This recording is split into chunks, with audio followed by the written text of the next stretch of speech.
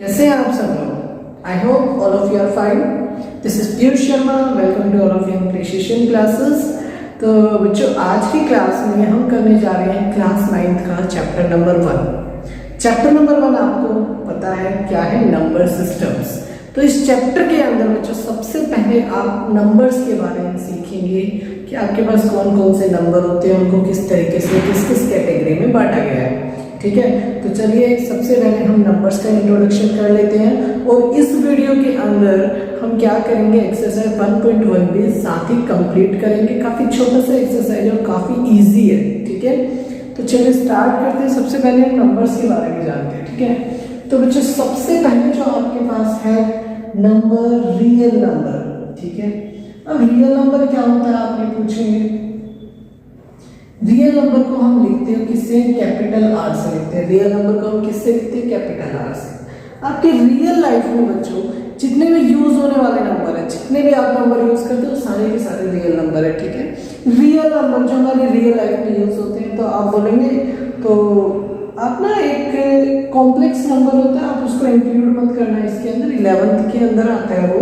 तो अभी जो आपका सिलेबस वो रियल नंबर तक ही सीमित है। ठीक है, इससे आगे नहीं जाने वाले हैं हम।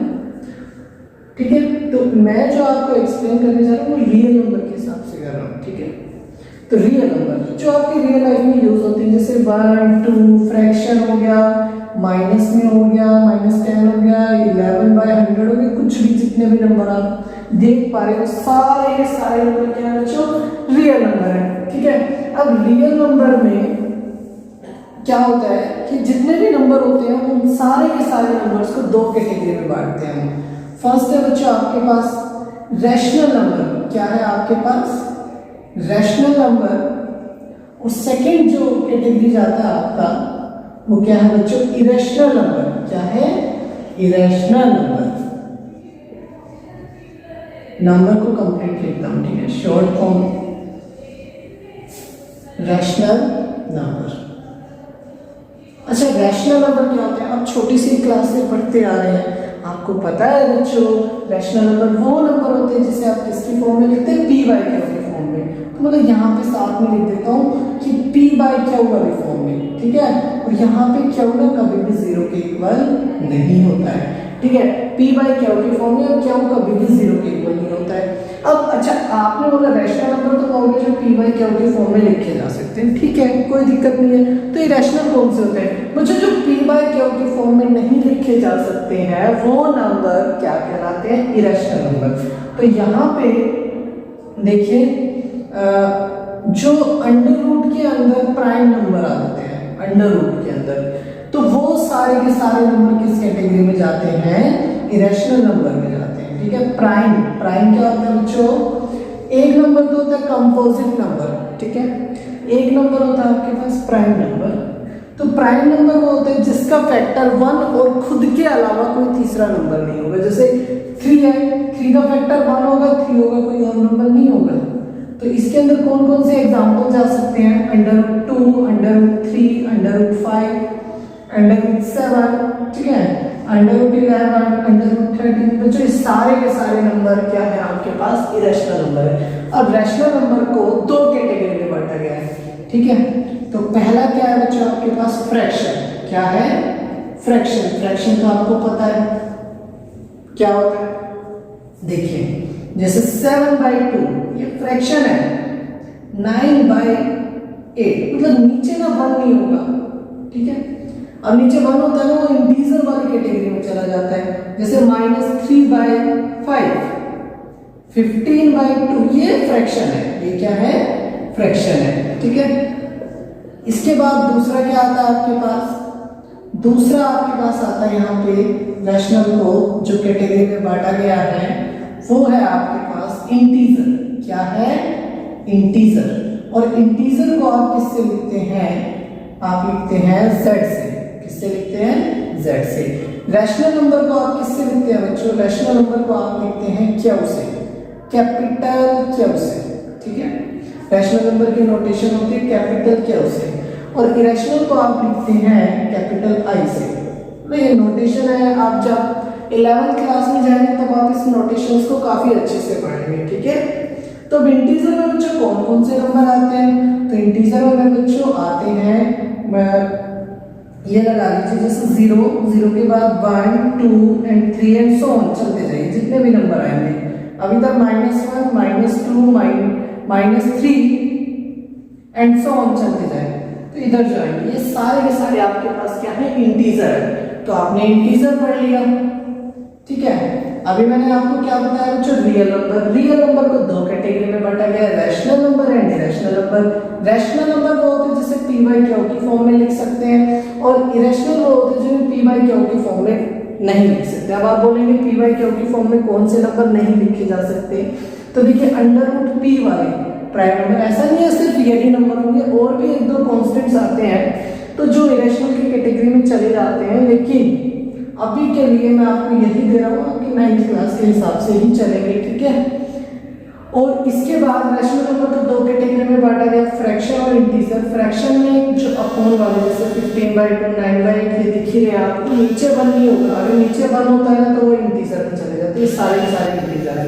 जैसे -5 है, ये इंटीजर है तो अपॉन में 1, ठीक है। ये रैशनल तो है और इंटीजर भी है, ठीक है, मतलब रैशनल नंबर की ही कैटेगरी बनाती है। अब इंटीजर के अंदर बच्चों कौन आता है? Whole number. इंटीजर के पास आता है आपके पास होल नंबर। होल नंबर को लिखते हैं हम w से। अब आप इंटीजर में ध्यान से देखिए, ये सारे -1, -2, -3 ये सारे नंबर हटा दीजिए, 0, 1, 2, 3 जितने भी हैं वो सारे आपके पास क्या बनेंगे? होल नंबर बनेंगे। तो होल नंबर में कौन कौन आया? 0, 1, 2, 3 एंड सो ऑन, चलते जाइए ऐसे। अब होल नंबर हो गया आपके पास के।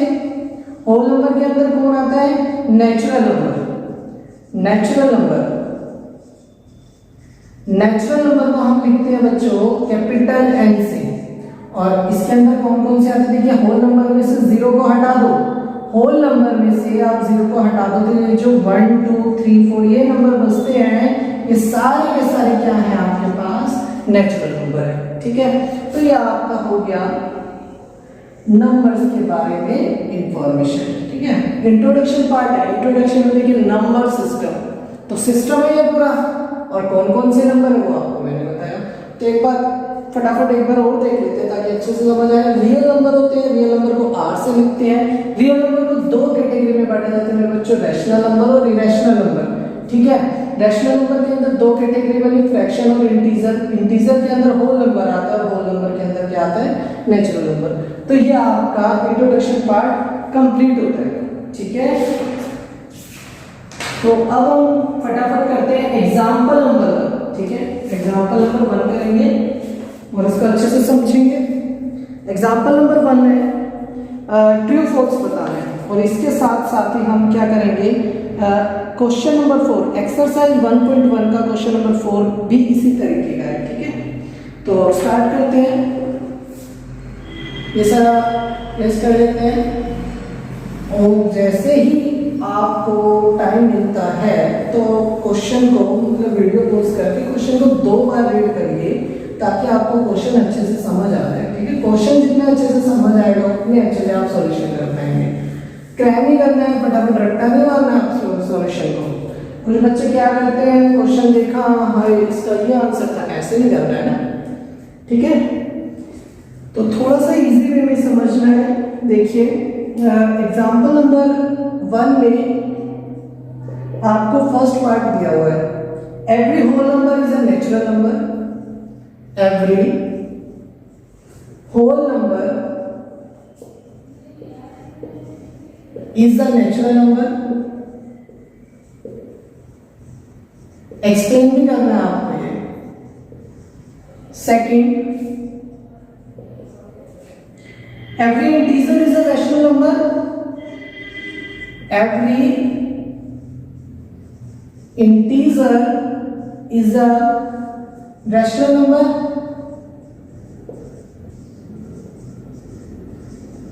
थर्ड पार्ट है आपके पास, every rational number is an integer. Every rational number, every rational number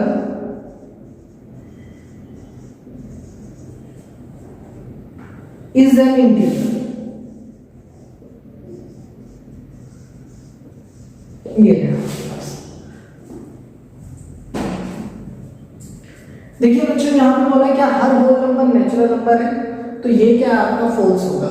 ठीक है, आप एक बात आपने देखा था कि होल नंबर के अंदर क्या आता है 0 1 2 3 4 ये सारे नंबर आते हैं। अब 0 तो नेचुरल नंबर नहीं है, सारे नेचुरल नंबर होल नंबर है, ये बात सही है, लेकिन सारे होल नंबर नेचुरल नंबर नहीं है। तो इसके अंदर आप एक्सप्लेनेशन लिखते हैं, तो एक्सप्लेनेशन में क्या लिख सकते हैं, एक ही केस है तो हम यही लिखेंगे। ठीक है, 0 is a whole number but not a natural number, but not a natural number. इसके बाद सेकेंड है every integer is a rational number. क्या हर इंटीजर रैशनल नंबर होता है? तो आप यहां भी क्या लिखेंगे, सॉरी यहां पे लिखेंगे आप ट्रू। हर इंटीजर रैशनल होता है, क्योंकि देखिए जितने भी इंटीजर है ना, जितने भी इंटीजर आप उन्हें पी बाई क्यू की फॉर्म में लिख सकते हैं। आपने नंबर सिस्टम का जो अभी हमने एक चार्ट सा बनाया है, तो उसके अंदर आपने देखा पहले आया रियल नंबर, उसके अंदर आया रैशनल, उसके अंदर इधर आया इरेशनल। रैशनल को दो कैटेगरी में बांटा गया है, तो फ्रैक्शन और फिर इंटीजर। तो आप यहां पे देख पा रहे हैं कि इंटीजर रैशनल के अंदर आ रहे हैं, मतलब सारे इंटीजर रैशनल है, सारे फ्रैक्शन रैशनल है। ठीक है, लेकिन सारे रैशनल इंटीजर हो ये जरूरी नहीं है, और सारे रैशनल फ्रैक्शन हो ये भी जरूरी नहीं है। तो यहां से क्या बोल रहा है, एवरी इंटीजर रैशनल नंबर, ये इंटीजर रैशनल के अंदर आ रहा है, तो हाँ ये बात सही है, true, every integer is a rational number. True है तो ट्रू है, और कोई चीज गलत है तो उसके लिए आप एक्सप्लेन कर देंगे कि जैसे यहाँ पे हमने किया every whole number is a natural number, तो ये क्या था, फॉल्स था। फॉल्स क्यों था, आपने एक्सप्लेन कर दिया। Every rational number is an integer, देखिए यहाँ पे every rational is an integer, क्या हर रैशनल नंबर इंटीजर है, तो आप लिखेंगे फॉल्स। अब एक्सप्लेनेशन में क्या लिखेंगे आप एक्सप्लेनेशन में लिखेंगे 5/2, जैसे आपने 5/2 लिया, इज अ रैशनल, ये रैशनल तो है but not a integer, but ये इंटीजर नहीं है। तो ये बच्चों हमारा एग्जाम्पल नंबर 1 कंप्लीट होता है। ठीक है, इसके बाद हम कर रहे हैं एक्सरसाइज 1.1 का इसी तरीके का जो लास्ट क्वेश्चन है वो डिस्कस करेंगे। ठीक है,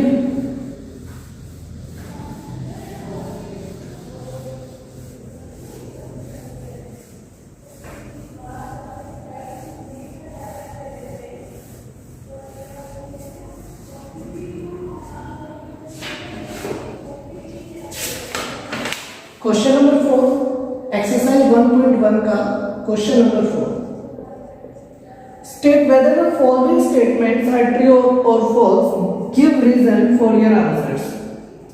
तो आपके पास फर्स्ट क्या है, एवरी नेचुरल नंबर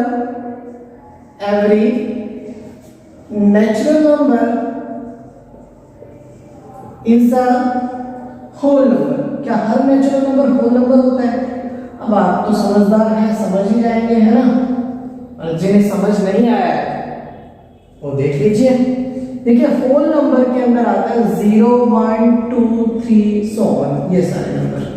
ठीक है, डब्ल्यू होल नंबर के लिए। और नेचुरल नंबर के अंदर क्या आता है 1 2 3 4 एंड so on, ये सारे। देखिए 1 के बाद के जितने भी नंबर है वो सारे होल नंबर है यहाँ पे, लेकिन 0 नेचुरल नहीं है, लेकिन सारे के सारे नेचुरल होल नंबर के अंदर आ रहे हैं। तो ये बात क्या होगी हमारी, ट्रू हो गई first. Second, every integer whole number, क्या हर इंटीजर होल नंबर है? सही है ये भी, every integer is a whole number. क्या हर इंटीजर होल नंबर है? आप बोलेंगे ट्रू और फॉल्स। देखिए शायद मैंने गलत बोला, क्या हर इंटीजर होल नंबर है? ये होगा हमारे पास फॉल्स। क्यों? देखिए इंटीजर के अंदर पॉजिटिव और नेगेटिव दोनों इंटीजर आते हैं, लेकिन होल नंबर में 0 और 0 के बाद के इंटीजर, तो माइनस जैसे मैंने लिखा -5 इंटीजर तो है लेकिन ये होल नंबर नहीं है, तो आप लिखेंगे -5 is a integer but not a whole number.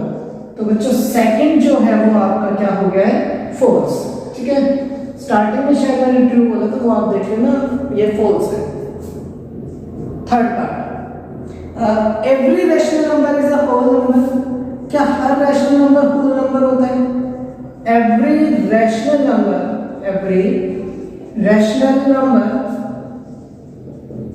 Is a whole number. क्या हर रैशनल नंबर होल नंबर होता है?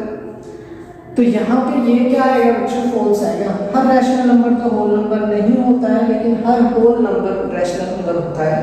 जैसे एक्सप्लेनेशन में लिख देंगे 5/2 is a rational number but not a whole number.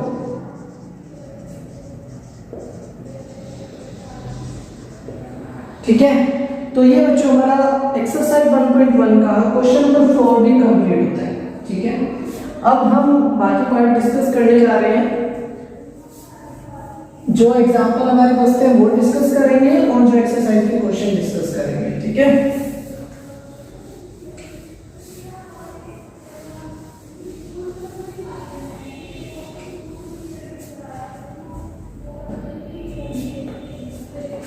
अब हमारा एग्जांपल नंबर 2 है,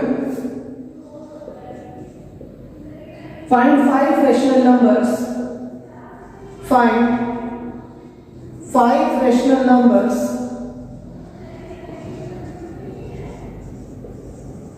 between 1 and 2, ये करते हैं।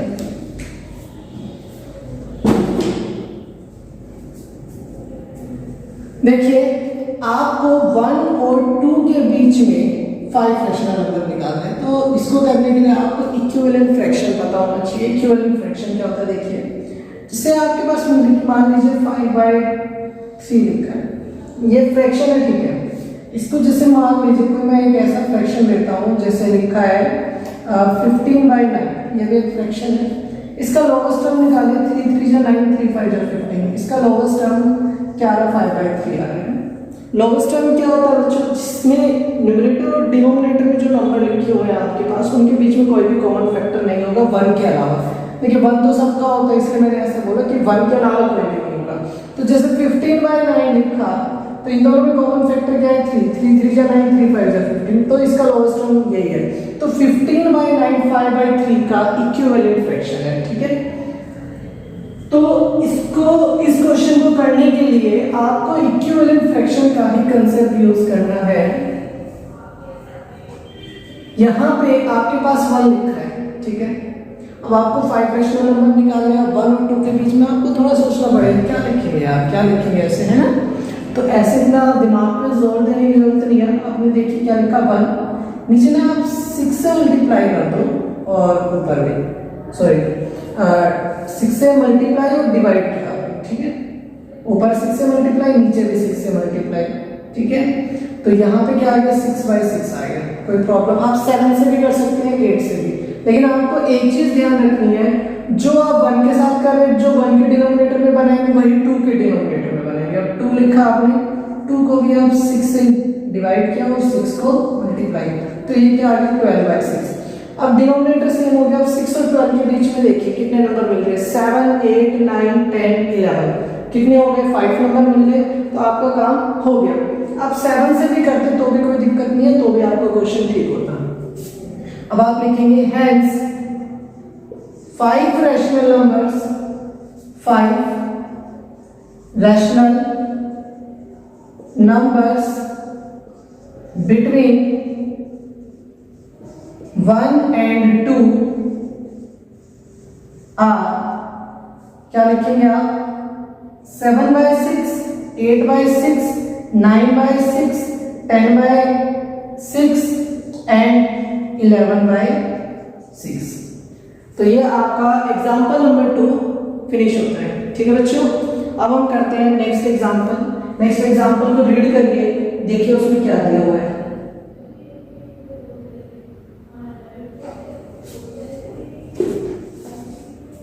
मुझे और एग्जाम्पल है ही नहीं, आपका एग्जाम्पल नंबर 2 तक ही था। एग्जाम्पल नंबर 1 हम डिस्कस कर चुके हैं, एग्जाम्पल नंबर 2 हमने डिस्कस कर लिया है। अब आ रहे हैं एक्सरसाइज 1.1 के क्वेश्चन नंबर 1। मुझे लगा कि शायद इसके अंदर बच्चों 3 एग्जाम्पल दिए हुए हैं, ठीक है, बट इसके अंदर 2 ही एग्जाम्पल है, दोनों हमने डिस्कस कर लिए, काफी इजी था।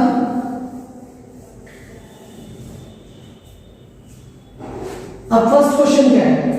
फर्स्ट क्वेश्चन में बच्चों बोला गया है, पूछा गया आपसे, इज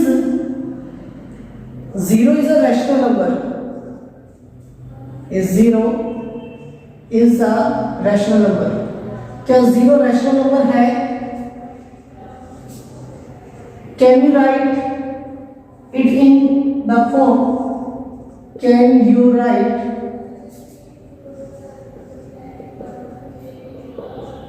in the form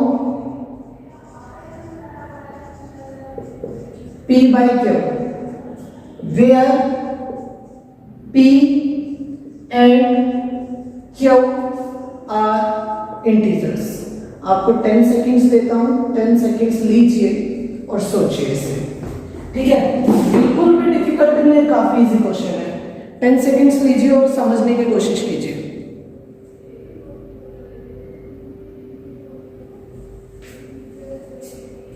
तो करते हैं इस क्वेश्चन को।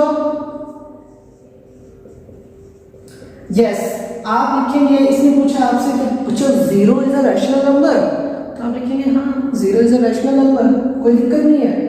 Yes, 0 is a rational number. अब आप बोलेंगे आपने तो यस लिखवा दिया, एक्सप्लेन तो करिए इसे। हाँ जी बच्चों, एक्सप्लेन कर रहे हैं, कोई टेंशन वाली बात नहीं है।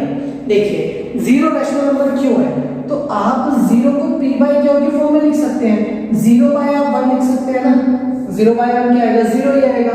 तो ये P by Q की फॉर्म में लिखा गया। इधर 0 भी इंटीजर और 1 भी क्या इंटीजर। देखिए क्वेश्चन में बोला गया P and Q are integers, ठीक है। जरूरी नहीं है आप 0 को 0 by 1 नहीं लिखिए, आप 0 को 0 by 2 भी लिख सकते हैं, 0 को 0 by 3 भी लिख सकते हैं। तो ये P by Q के फॉर्म में भी लिख दिया आपने। तो ये हमारा एक्सरसाइज का क्वेश्चन नंबर 1 कंप्लीट होता है। अब सेकंड पे आ जाते हैं, find 6 rational numbers between 3 and 4।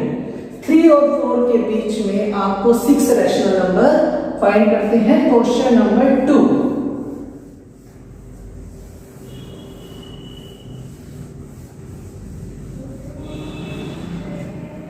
Question number 2 में find 6 rational number between 3 and 4। Find 6 rational numbers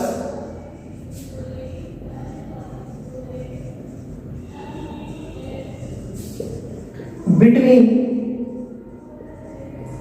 3 and 4। अभी आपने एक एग्जांपल किया था इसी तरीके का, सेम वही कंसेप्ट यूज होगा आपका। बस आप अपने ना बेसिक कंसेप्ट स्ट्रॉन्ग रखिए, क्वेश्चन तो भग भग के हो जाते हैं, ठीक है। अपने कंसेप्ट स्ट्रॉन्ग करने का काम करना है आपको। कंसेप्ट जैसे स्ट्रॉन्ग होगा क्वेश्चन आपको समझ में आने लग जाएंगे, ठीक है। तो देखिए सबसे पहले आपके पास है 3 है, आपको 6 चाहिए। अब आपको इस तरीके से उस नंबर से मल्टीप्लाई और डिवाइड करना है दोनों को ही, कि ना कि आपका उन दोनों के बीच में 6 नंबर तो कम से कम मिले, क्योंकि 6 पूछे हैं इसमें, 6 रैशनल नंबर। अगर मैं 3 को जैसे 7 से मल्टीप्लाई डिवाइड करता हूँ तो 3 7 जब 21/7। अब आपके पास क्या 4 को मैं 7 से मल्टीप्लाई डिवाइड करता हूँ तो 7 4 जब 28/7। अब 21 और 28 के बीच में देखिए कितने आ रहे हैं, 22 23 24 25 26 और 27 आपको मिल रहे हैं एग्जैक्टली कितने नंबर, 6 रैशनल नंबर। तो लिखेंगे hence 6 rational numbers, 6 rational numbers between 3 and 4 4r कौन कौन से होंगे? 22/7, 23/7, 24/7, 25/7, 26/7 and 27/7।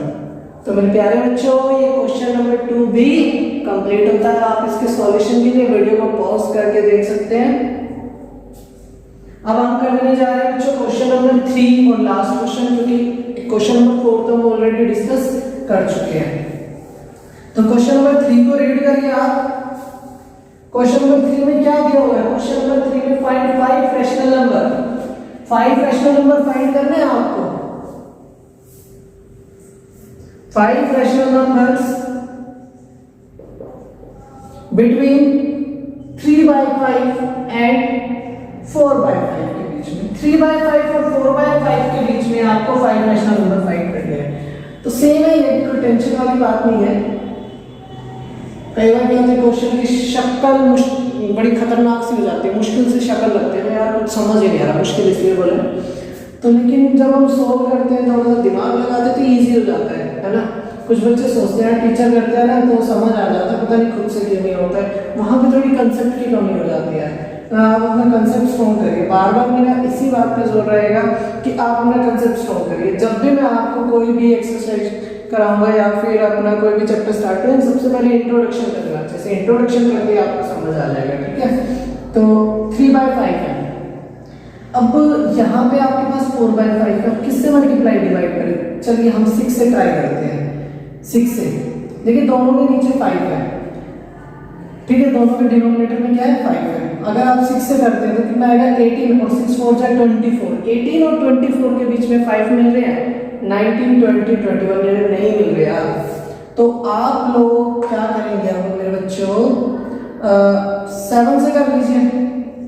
21/35 और इधर भी किससे करेंगे? फिर 7 से करेंगे। 28/35। अब देखिए कितने मिल रहे हैं आपको? सही क्या है? देखिए 7 से 7 21/35 इधर है। 7 5 35, 7 4 28।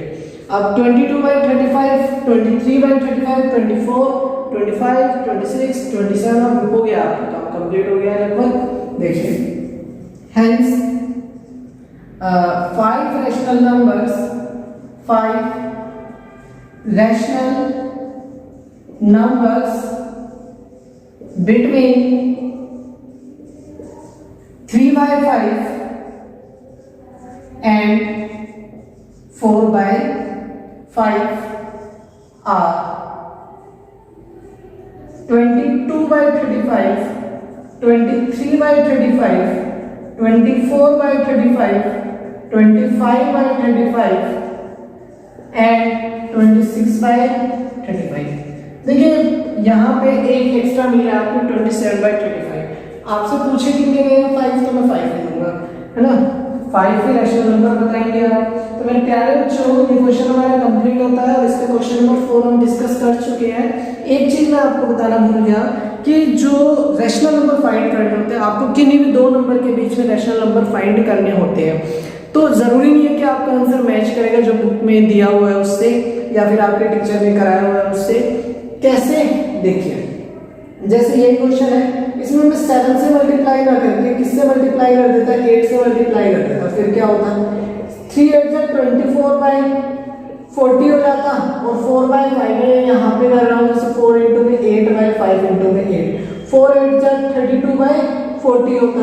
अब 24 और 32 के बीच में देखिए कितने सारे नंबर है? 25/40, 26/40, 27/40, अब ढेर सारे नंबर मिलेंगे। अब ये आंसर सेम तो नहीं है, लेकिन ये दोनों ही आंसर क्या है? ठीक है, ठीक है। तो इस तरीके से अगर जब आप जिस नंबर से मल्टीप्लाई और डिवाइड कर रहे हैं वो आप अपनी समझ के हिसाब से करते हैं तो आंसर डिफर हो सकता है। तो उस चीज की टेंशन नहीं लेंगे कि भाई मेरा आंसर मैच नहीं कर रहा, ठीक है। तो ये हमारा आज एक्सरसाइज 1.1 कंप्लीट होता है और इसके अंदर हमने एग्जाम्पल भी अच्छे से डिस्कस किए हैं, नंबर्स के बारे में जाना, हमने एक्सरसाइज 1.1 कंप्लीट किया है। जो नेक्स्ट वीडियो होगा इसी से 9th क्लास के लिए, उसके अंदर हम एक्सरसाइज 1.2 डिस्कस करेंगे, ठीक है। आपको वीडियो अच्छा लगा तो वीडियो को लाइक कीजिए, शेयर कीजिए और चैनल को सब्सक्राइब करना मत भूलिए।